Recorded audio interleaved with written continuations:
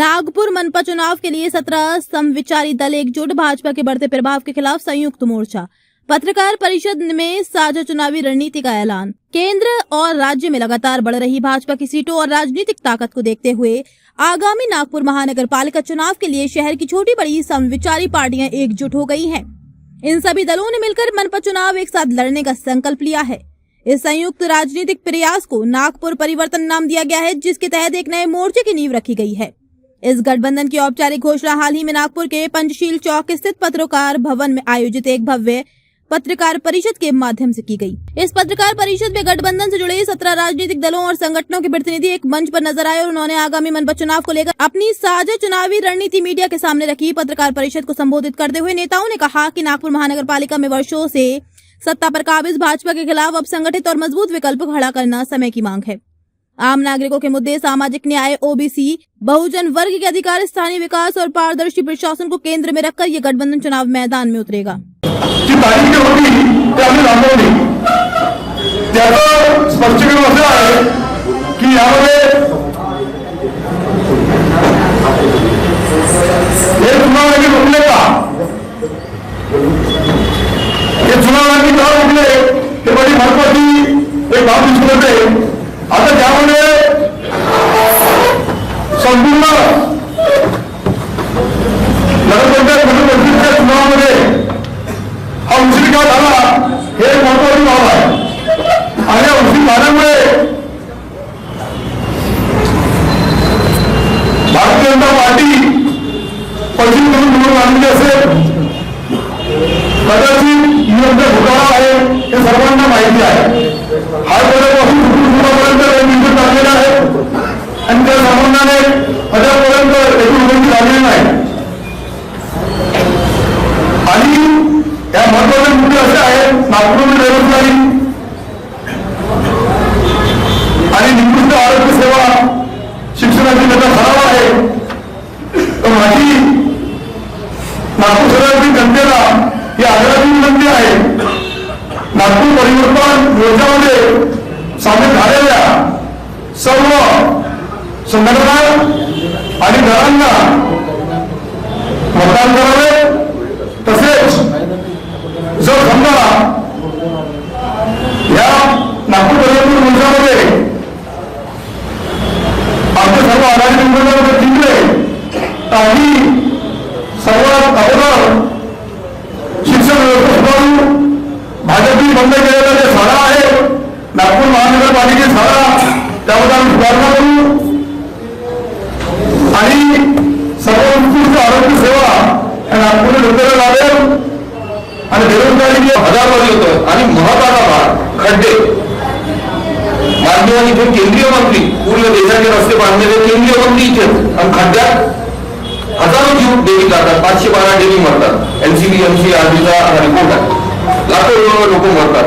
त्याचे विविध दुष्परिणाम, कोणा जीवला जाऊन राहिले जवान पूर्ण तर ते हार्ट अटॅकनी मरतात। कोणाचंच लक्ष नाही, कुठल्याच पक्षाचं लक्ष नाही आणि म्हणून नागपूरच्या नागरिकांनी सामाजिक संघटनांच्या माध्यमातून विदर्भाला तिथे देश आहे। कारण की सगळीकडे लुटमार आपण पाहतो, अरवली पर्वतापासून तर नाशिकच्या त्या तपोवनापर्यंत सगळी उत्तर काढलेली व्यवस्था आहे। म्हणजे फक्त काही उद्योगपत्यांसाठी हा देश आहे का? तर देशाचा नंतर करू आम्ही देश म्हणतो का याकरिता आम्हाला कोणाच्या प्रमाणपत्राची गरज नाही, पण आमचा जो विभाग आहे, आमचा जो विदर्भ प्रदेश आहे, कमीत कमी आम्ही त्याला तरी सुरक्षित ठेवण्याचा हा राजकीय प्रयत्न आहे। या राजकीय प्रयत्नातून वीज, पाणी, आरोग्य, शिक्षण, रोजगार, खड्डे ही जी अवैध वसुली सुरू आहे, औद्योगिक वसुली सुरू आहे, लूटमार सुरू आहे। काही लोकांच्या घरी त्या वीजच्या प्रकरणामुळे आत्महत्या होत आहे, संसार तुटत आहे, पाण्याचं बिल इतकं वाढलेलं आहे, लोक आत्महत्येचा विचार करतात। शेतकऱ्याची काय अवस्था आहे हे वेगळं सांगायची आवश्यकता नाही, सगळं तुम्हाला ठाऊक आहे। तर हे सगळं कोण करत, मग फाईट कशी करायची? नुसते आंदोलन मोर्चे हे राजकीय आंदोलन आहे। म्हणून या राजकीय आंदोलनासाठी आणि परिस्थिती बघा कशी निर्माण झालेली आहे, राजकीय पक्ष हे सुद्धा चर्चा करत आहेत, म्हणजे विषय महत्वाचा आहे। नुकत्याच सुरेखाताई कुमारेतर्फे त्या पक्षाचे सुद्धा ज्येष्ठ प्रतिनिधी इथे उपस्थित आहेत। म्हणजे जे ज्यांनी जागरूकता आपली दाखवलेली आहे राजकीय भूमिकेबद्दल, ती आम्ही आता राजकीय भूमिका घेतलेली आहे। सगळ्या प्रकारचे पक्ष समविचारी विषय एकच बिजली, पाणी, आरोग्य, शिक्षा, अन्न, वस्त्र, निवारा। बिजली, पाणी, आरोग्य, शिक्षा ये नहीं है शिक्षा, पूरा करो सरकार, अन्यथा इस ढंग से हम देंगे तुम्हें शिक्षा। आता ही आमची राजकीय सगळी मंडळी समविचारी मंडळी एकत्र आली आणि ती माणसं निवडून आली पाहिजे की जे सभागृहात जाऊन आपल्या लोकांच्या प्रश्नाकरता लढली पाहिजे अशी आमची मागणी आहे. काँग्रेस सोबत आमच्या अलायन्सची चर्चा सुरू आहे. आज पण बैठक आहे. ती जर बैठक झाली तर निश्चितच बरं होईल. या लोकांनी पण त्याच्या सोबत यावं आणि तुम्हाला काही तुमचा हिस्सा जर हवा असेल, कोणी चांगले उमेदवार त्या ठिकाणी असेल केदार साहेबांनी निवड, तर त्यांना सुद्धा एक दुसऱ्याची मदत झाली पाहिजे. एक दुसऱ्याच्या मदतीशिवाय कोणी निवडून येत नाही. तुम्ही महायुती असो की महाविकास आघाडी असो की देशामधले जे संयुक्त झालेले मोर्चे असतील, तर त्या ठिकाणी समविचारी लोकांनी एकत्र येऊन, धर्मनिरपेक्ष लोकांनी विचारांच्या लोकांनी एकत्र येऊन चांगलं सरकार त्या ठिकाणी महापालिकेला द्यावं आणि लोकांना न्याय द्यावा. लोकांचे जे प्रश्न आहेत ते प्रश्न सुटावेत याकरता यांनी या ठिकाणी आम्हाला बोलावलं. त्याचं आम्ही स्वागत करतो आणि त्यांना शुभेच्छा पण देतोय. आज जर त्या ठिकाणी युतीचं काही फायनल होत आहे त्याच्यानंतर आम्ही निर्णय घेऊ अशी परिस्थिती आहे. काँग्रेस आणि राष्ट्रवादी काँग्रेस आणि शिवसेना, उद्धव ठाकरे गट हे तिन्ही पक्ष एकत्र राहण्याच्या याच्यामध्ये दिसत आहेत. तर निश्चितच आणि हा मोर्चा जर आमच्या सोबत आला तर निश्चितच एक वेगळं वातावरण नागपूर शहरामध्ये त्या ठिकाणी होऊ शकते आणि यामधले पण त्यांचे उमेदवार चांगले ज्या ठिकाणी असतील ते पण निवडून येऊ शकतात अशी परिस्थिती आहे. आपण खऱ्या अर्थाने चांगल्या उमेदवारांना निवडून आणण्याकरता आपण सर्व माझ्या भावांनी, बहिणींनी, पत्रकार बांधवांनी आपण आम्हाला मदत करावी अशी विनंती या निमित्ताने करतो. हम कदापि भारतीय जनता पार्टी और कांग्रेस के साथ में नहीं बैठेंगे और उनके साथ में हम काम नहीं करेंगे. जो भी हमारे उम्मीदवार होंगे, जो लेफ्टिस्ट है, जो रेड फ्लैग लेकर मैदान में आज तक के उतरे हुए हैं, जो रिपब्लिकन बहुजन पार्टी के जो लोग हैं, उन लोगों को साथ में लेके, जैसे कि भीम आर्मी जैसे ऑर्गेनाइजेशंस है, यहाँ पे कई संगठन के हमारे साथी है, ये हमारे भाई है जो रिपब्लिकन पार्टी का झंडा कई सालों से लेकर यहाँ पे विदर्भ की लड़ाई लड़ते रहते हैं. तो हम सब लोग मिलकर उसके साथ में हम लोग जो है यूटी बना के जो है यहाँ पर चुनाव जो भी लड़ेंगे उसको हम सरकार करेंगे. हमने भी इस यूटी का जो है हमारे प्रभाव में हमारे कैंडिडेट रहेंगे उनको भी उनका साथ हम चाहते हैं.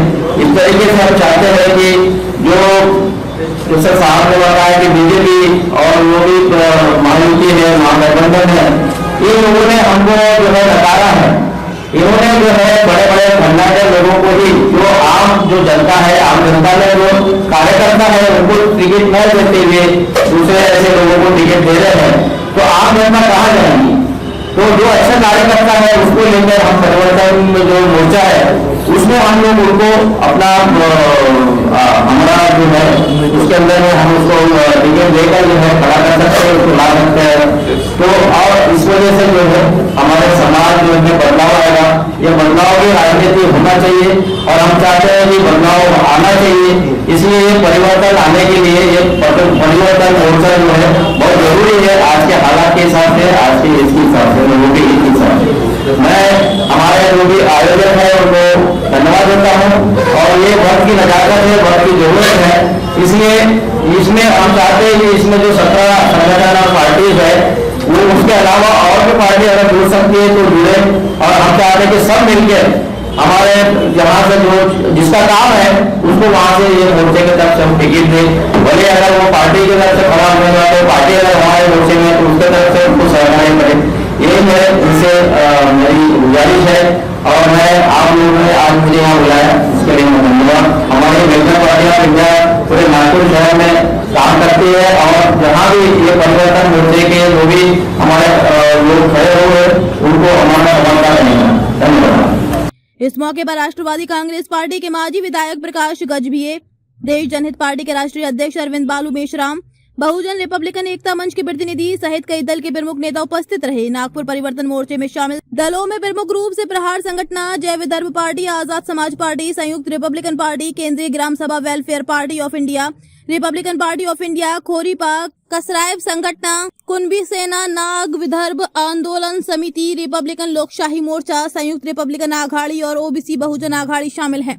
नेताओं ने स्पष्ट किया कि आने वाले दिनों में सीटों के बंटवारे, संयुक्त घोषणा पत्र और जनसंपर्क अभियान को लेकर विस्तृत कार्य योजना तैयार की जाएगी। नागपुर परिवर्तन के जरिए शहर की राजनीति में एक नया विकल्प देने और मनपा चुनाव में निर्णायक भूमिका निभाने का दावा भी इस दौरान किया गया। कैमरामैन सचिन के साथ सनी भोंगाड़े, शंखनाद न्यूज, नागपुर।